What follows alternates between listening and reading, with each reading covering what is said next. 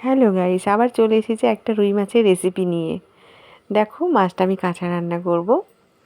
ভেজে তো আমরা খাই, ভেজে ঝোল করে, তো এটা জাস্ট কাঁচা হবে। একটা আলু দেব, অল্প করে আলুর পরিমাণটা কম থাকবে, তোমরা বেশিও দিতে পারো।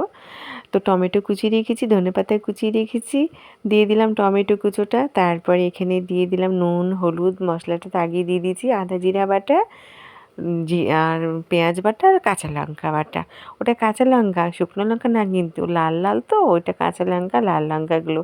তো আমি অল্প করে জল দিলাম, আর তার সঙ্গে ধনেপাতাটা ছিটিয়ে দিলাম, চেরা লঙ্কাগুলো দিয়ে দিলাম। 10 মিনিট মতো রাখতে হবে। তো আমার রান্না রেডি। খুব ঝটপট রান্না, খুব তাড়াতাড়ি হয়ে যায় রান্নাটা। দেখো কেমন কালারটা এসেছে। আমি খেতেও বসে গেছি। আমি তো আজকে একটাই তরকারি করেছি, আমি 2 পিস মাছ খাবো। ভীষণ প্রিয় এই রান্নাটা আমার। তো চলো, কমেন্ট করবে তোমরা কিন্তু আমার রান্নাগুলো কেমন হচ্ছে বলবে, তাহলে আমি একটুখানি আরও উৎসাহ পাবো। তোমরা যদি আমার পাশে এইভাবে থাকো, আমি ভীষণ আরও বেশি বেশি করে রান্না করব নতুন নতুন। তো আমার চ্যানেলটা একটু সাবস্ক্রাইব করে দিও।